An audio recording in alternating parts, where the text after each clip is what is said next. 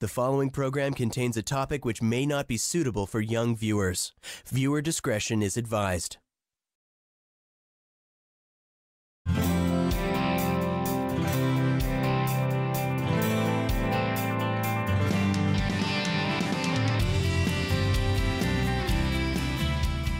Hi there, and welcome to Cannabis Conversations, a weekly program that is designed to cure the many curiosities, clear up some of the misinformation, and with any luck at all, fill in the blanks for missing information about cannabis and its consumption. I'm your host, Green Irene. I'm a cannabis author, educator, a coach, and consultant. More info about me can be found at greenirene.ca.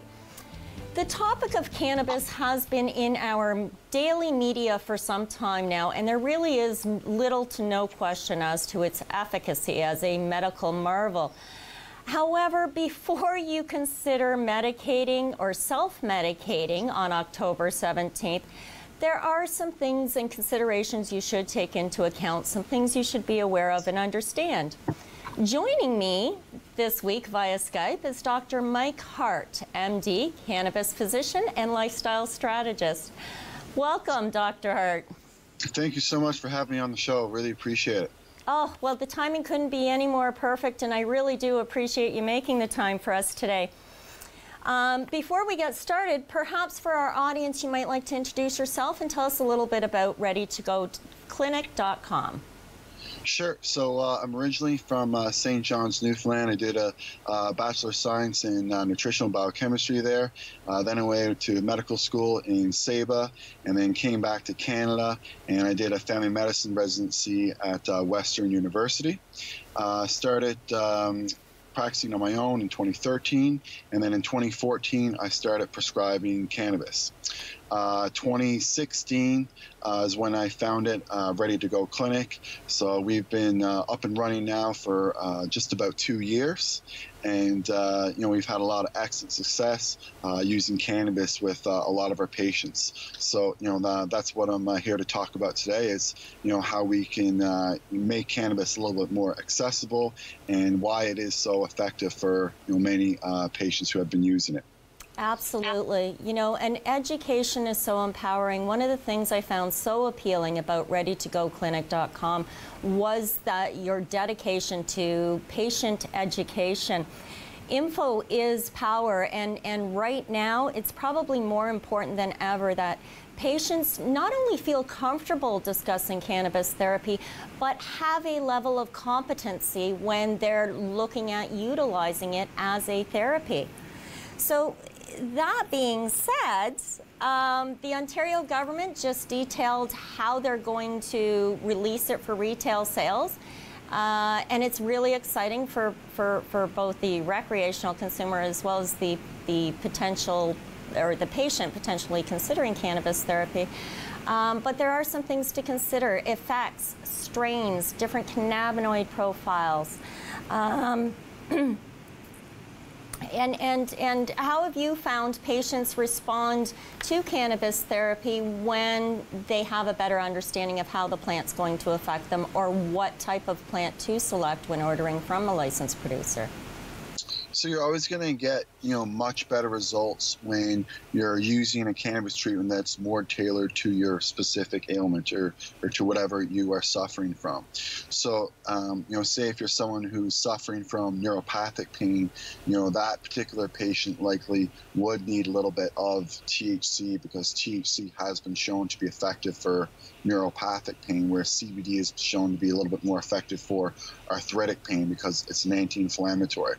So I think that what you want to do is you want to learn as much about the medicine as possible, and try to pick a strain with a terpene profile and a cannabinoid profile that is tailored specifically to you, and that has been shown to help treat your specific medical condition, instead of just saying to just blindly using cannabis and kind of hoping for the best. Right, right, because different strains for different pains, and I mean, this is something I say to clients all the time.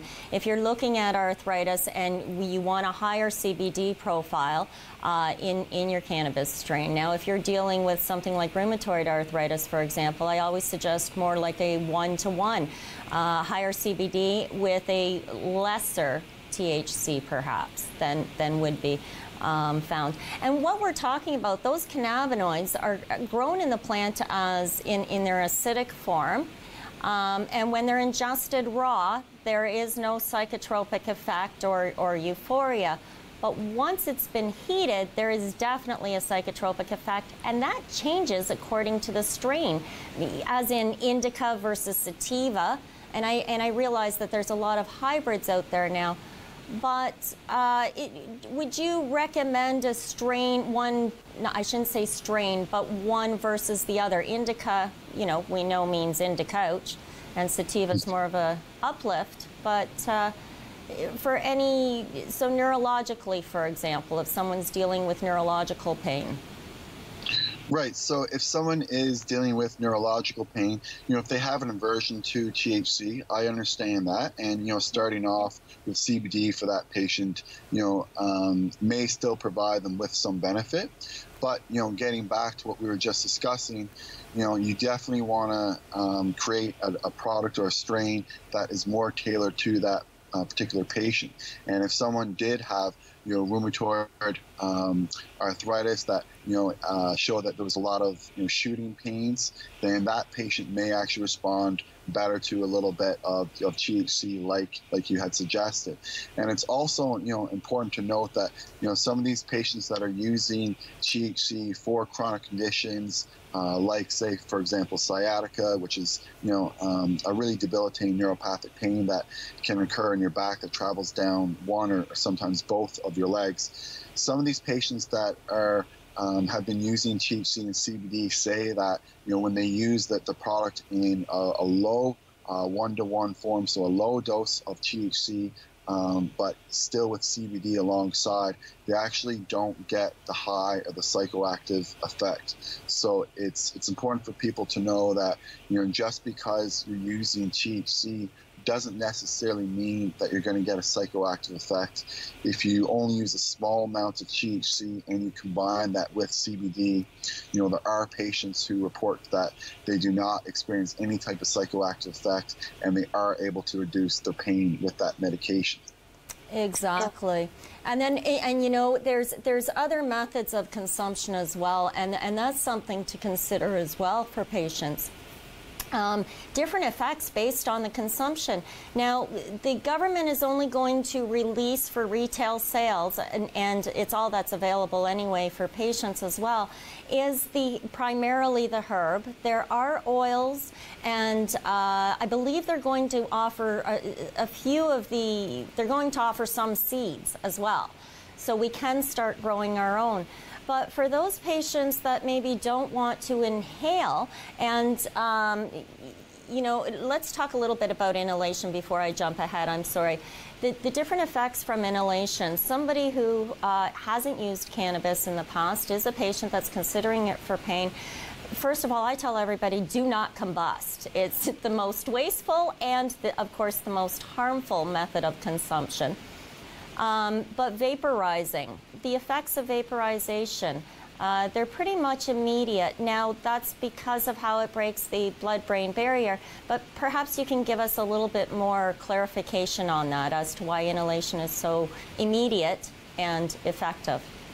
Sure. So, you know, this is a really good question, and it's something that needs to be addressed, because some people, you know, if you have chronic pain, you know, for sure, if you use like an edible or something like that, you want it to be in your system for a long period of time.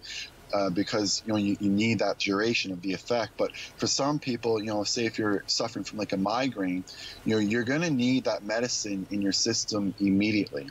So, you know, just because we have all these oils and other, methods of using cannabis doesn't mean that we should just discredit inhaling cannabis. And using it through a vaporizer is a very healthy way to do that, as opposed to smoking. And, you know, the thing that I always cite and when I chat to my patients is that if you are using a vaporizer, you are less likely to contract the common cold, so an upper respiratory tract infection. And, that alone, I think, should give people a lot of incentive, to switch over to vaporizing.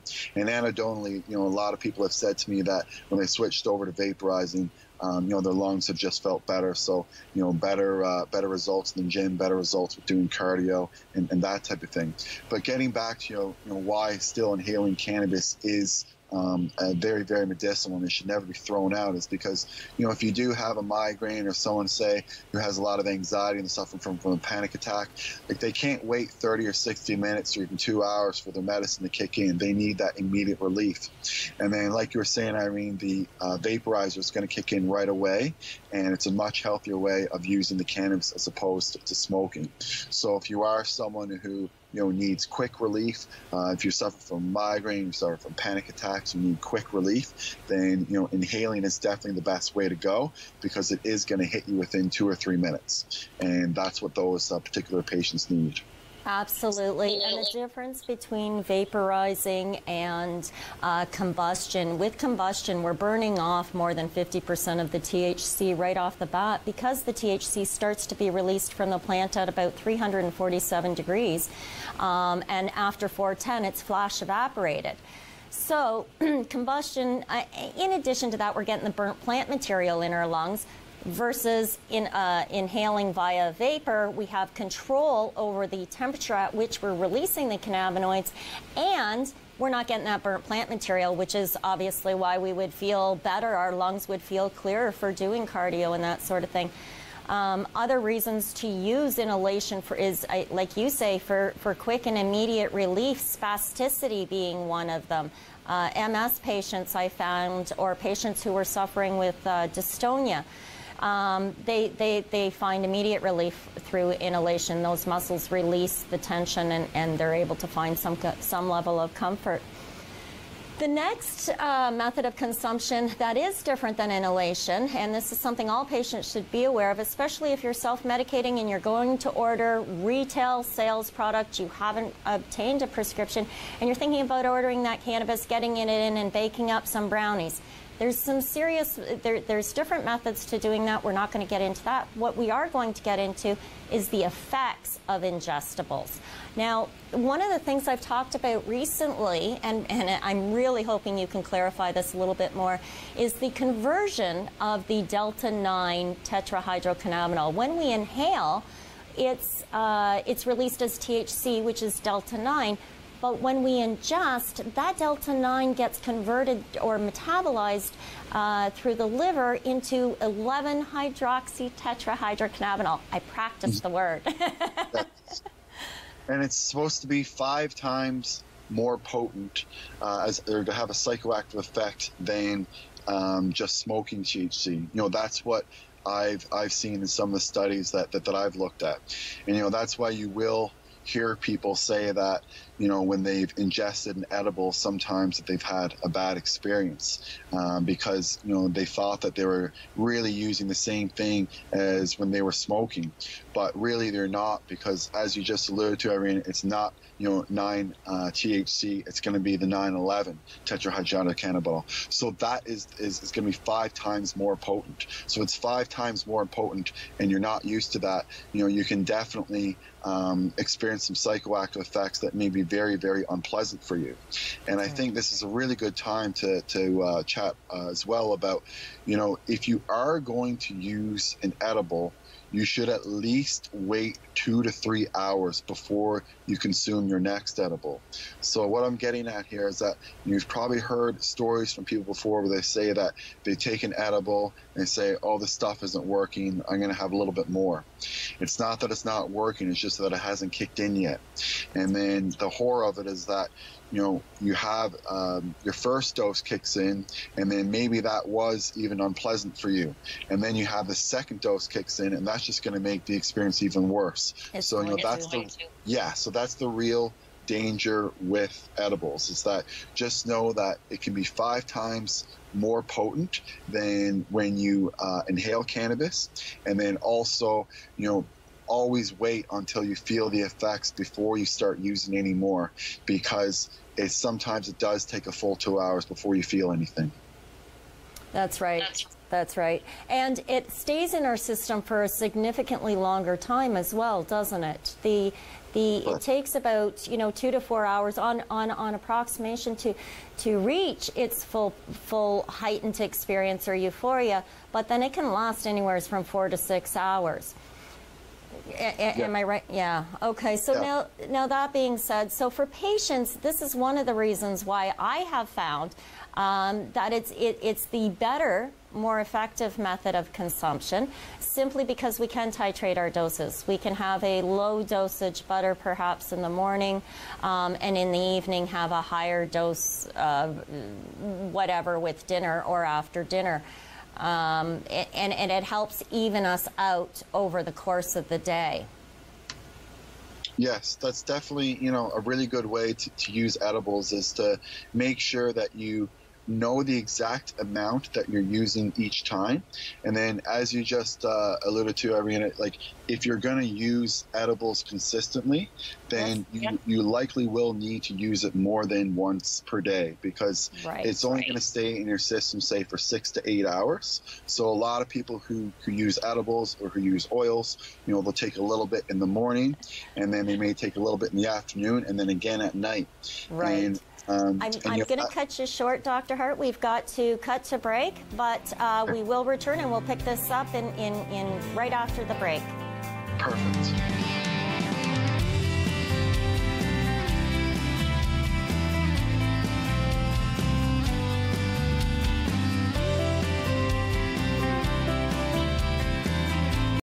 The following program contains a topic which may not be suitable for young viewers. Viewer discretion is advised.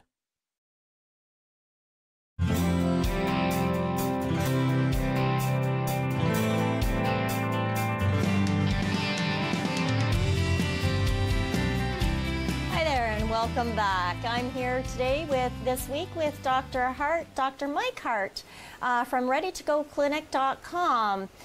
Just before the break, Dr. Hart, we were discussing ingestion and the different effects. We also briefly discussed that different strains will have different effects because of their cannabinoid profiles and the terpene profiles. One of the things I really want to make clear is that for patients, it's very important that they're able to talk with their doctors or their family care team, their health care team.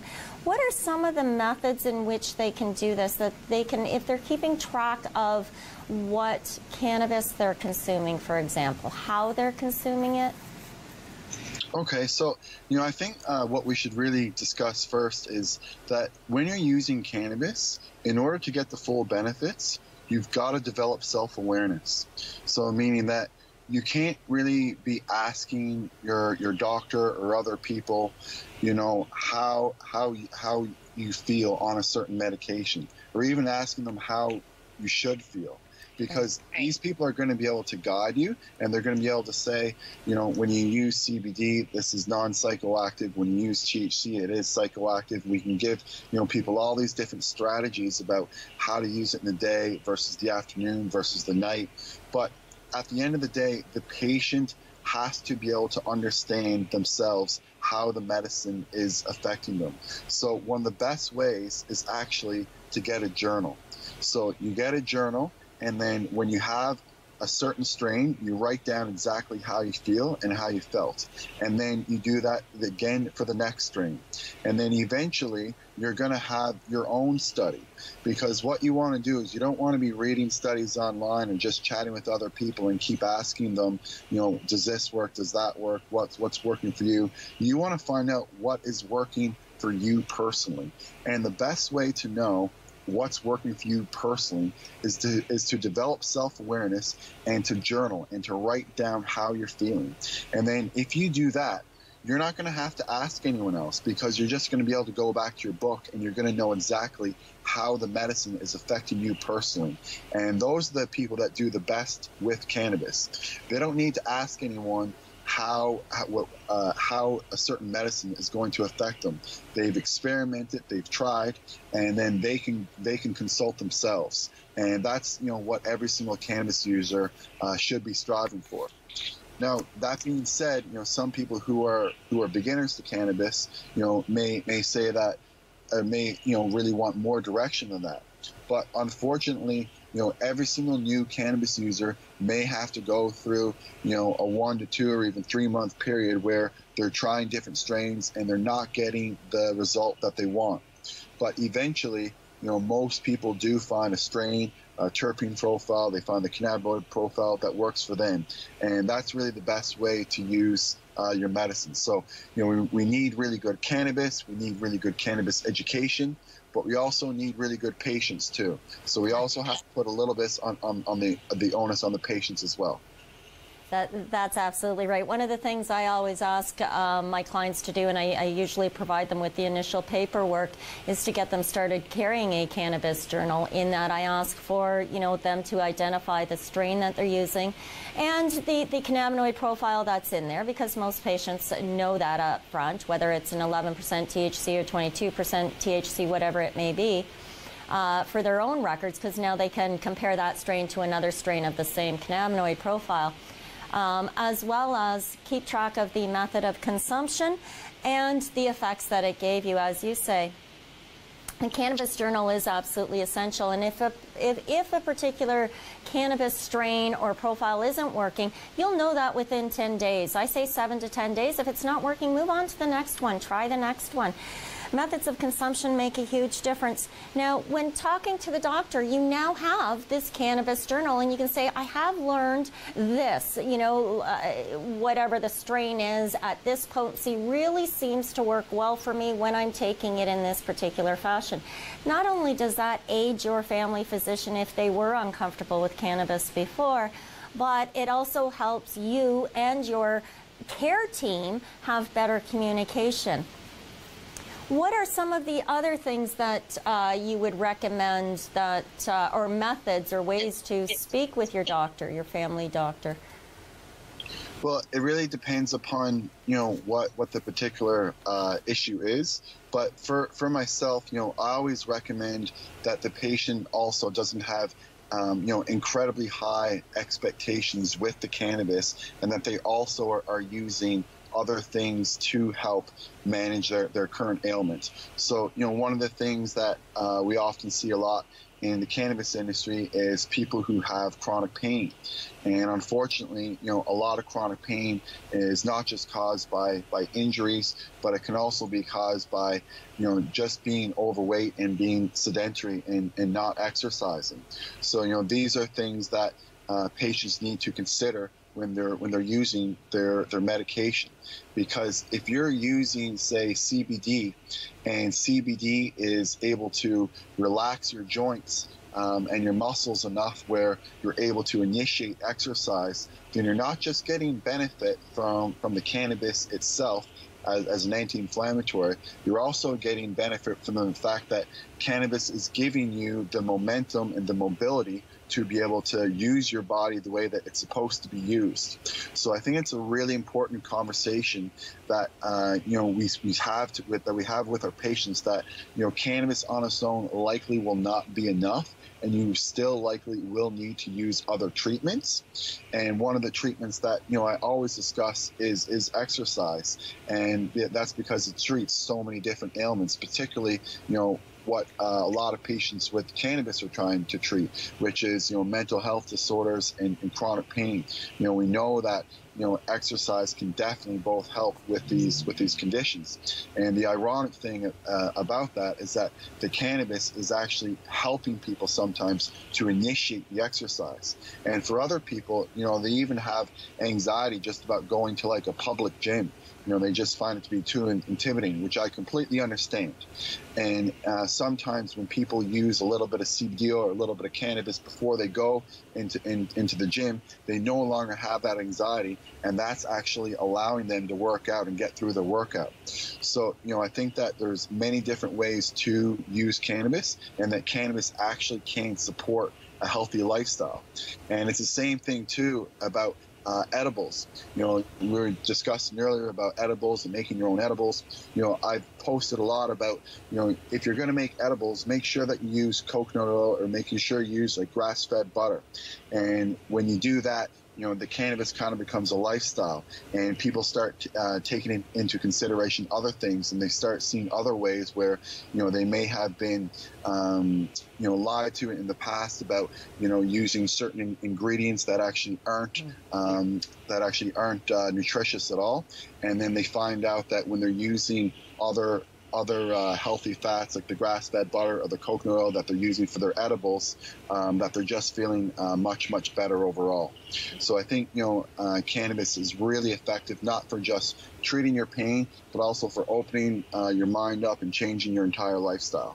Absolutely. And it really is. A cannabis-infused lifestyle really does change your health and wellness. But taking control of our health and wellness through diet, through exercise, and you know, just even mental downtime or emotionally, we need to look at ourselves as whole beings and health as a whole thing, not just absence of disease or absence of illness.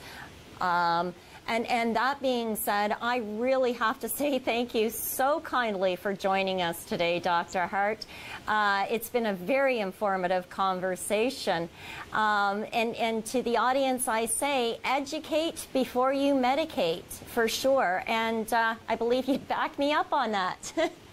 Absolutely. Educate yourself before you medicate, and understand that you are going to have to develop a little bit of self-awareness. Understand that you're going to go through a little bit of a journey. You're not just going to take the cannabis and feel amazing tomorrow, but you know, the journey is a beautiful struggle. We're all going through it, and the cannabis can all help us with that. So, you know, I really feel that the cannabis will not just help as a medicine, but also it can aid your entire lifestyle if you really open up your mind and look into the other things that it can do for you.